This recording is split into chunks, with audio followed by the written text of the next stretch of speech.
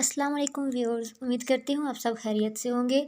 MGT 111 की lecture series का आज 19वां लेक्चर है जो कि प्लानिंग के बारे में ही है। 18वें लेक्चर में भी हमने प्लानिंग को ही पढ़ा था लेकिन वो टॉपिक तब मुकम्मल नहीं हो सका था, तो आज हम इसको मुकम्मल करेंगे।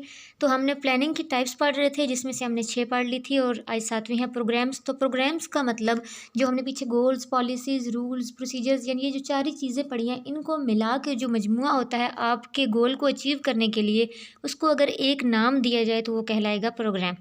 देन है बजट। बजट जो है वो एक स्टेटमेंट होती है, न्यूमेरिकल स्टेटमेंट, जिसमें आप जो है वो रियाजी के हिसाब किताब लगाते हैं अपने पूरे प्लान के, यानी न्यूमेरिकल तरीके से आप हिसाब लगाते हैं कि मेरा ये प्लान कितने में पूरा हो जाएगा, इसकी टाइमिंग क्या होगी, इस पर खर्च कितना आएगा। तो जो आप ये एक न्यूमेरिकल टर्म बनाते हैं वो बजट कहलाती है।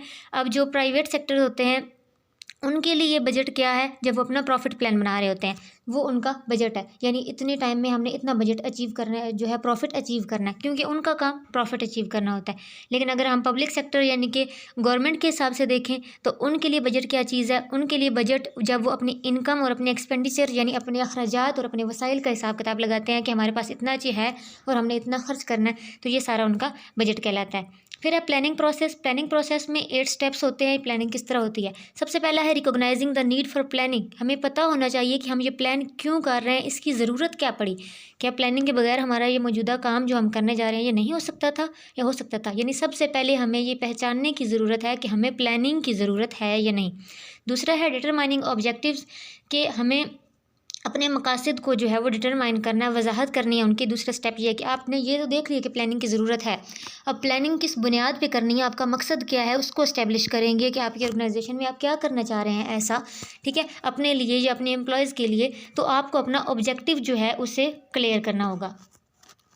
फिर तीसरी चीज़ है फोरकास्टिंग द फ्यूचर, यानी जो भी आप काम करने लगते हो उससे पहले आपकी कुछ एजम्पशंस होती हैं कि मैं ये काम करूँगा तो फ्यूचर में इससे मेरा ये फ़ायदा होगा, मेरे ऑर्गेनाइजेशन का ये फ़ायदा होगा, मेरे एम्प्लॉयज़ को ये फ़ायदा होगा। तो जो भी हम काम कर रहे होते हैं, फॉर एग्जाम्पल हम स्टडीज़ कर रहे हैं तो हमारा ये एक व्यू बना होता है कि ठीक है मैं इतनी स्टडीज़ करूँगा तो मेरे अच्छे नंबर आएंगे। तो यानी हर इंसान अपने फ्यूचर्स के बारे में कुछ एजम्पशन रखता है जब वो कुछ प्लान कर रहा होता है। तो वो जो एजम्पशन है, वो जो फोरकास्टिंग फ्यूचर है, तो उससे आप अपने प्लानिंग के हिसाब से करेंगे कि जो आप प्लान कर रहे हैं क्या उससे मेरे फ्यूचर में जो मैंने एजम्पशन की हुई हैं वो पूरी हो सकेंगी या नहीं हो सकेंगी, मेरा जो प्लान है वो कैरिड आउट हो पाएगा या नहीं हो पाएगा। चौथी चीज़ है डिटरमाइनिंग अल्टरनेटिव्स। अब आपने ये सोच लिया कि फ्यूचर में मेरी एजम्पशंस क्या हैं, फ्यूचर में वो काम हो सकता है। अब आप देखेंगे कि मैं प्लान बना रहा हूँ तो कितने तरीके हैं मेरे उस प्लान को एग्जीक्यूट करने के लिए, मेरे उस काम को, उस गोल को अचीव करने के कितने तरीके हैं। जो तरीके हैं वो अल्टरनेटिव्स होंगे। तो आप जितने तरीके हो सकते हैं उन सब को जो है वो इकट्ठा करेंगे कि कितने तरीक़ों से मेरा ये काम हो सकता है। फिर उसके बाद है इवेलुएटिंग अल्टरनेटिव्स। अपने सारे जो हैं वो अल्टरनेटिव्स इकट्ठे कर लिए हैं, अब उन सब का एक एक करके तज्ज़िया करेंगे कि ऐसा कौन सा है जिसमें मेरा ज़्यादा फ़ायदा हो रहा है या मेरा नुकसान ज़्यादा हो रहा है। आप हर एक को देखेंगे किस में टाइम ज़्यादा कंज्यूम हो रहा है, किस में पैसा ज़्यादा कंज्यूम हो रहा है। हर चीज़ आप हर लिहाज से जो है वो उनकी इवैल्यूएशन करेंगे, तज्ज़िया करेंगी हर अल्टरनेटिव का। और फिर है सिलेक्टिंग वन अल्टरनेटिव। जब आप सब का तज्ज़िया कर लेंगे तो उनमें से वन बेस्ट आप चूज़ कर लेंगे कि ये मेरे टाइम, मेरे वसाइल और मेरे गोल के हिसाब से ये तरीका सबसे बेस्ट है। करने के बाद 7वां जो स्टेप आएगा वो है इम्प्लीमेंटिंग प्लान। आपने वन चूज़ कर लिया, उसके बाद आप उस प्लान को इम्प्लीमेंट कर दोगे, आप एग्जीक्यूट कर दोगे।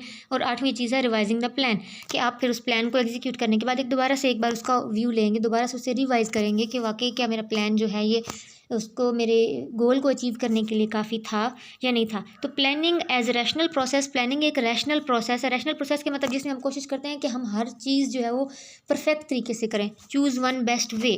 तो कम अज़ कम हमारा काम पूरे तरीके से हो या ना हो, लेकिन कम अज़ कम प्लानिंग हमारी जो है वो रैशनल प्रोसेस के तरीके से होना बहुत ज़रूरी होती है। फिर आगे है कि कोई भी प्लान करते हुए कुछ असूल होते हैं, तो यहाँ पे इन्होंने 3 प्रिंसिपल्स ऑफ प्लान बताए हैं।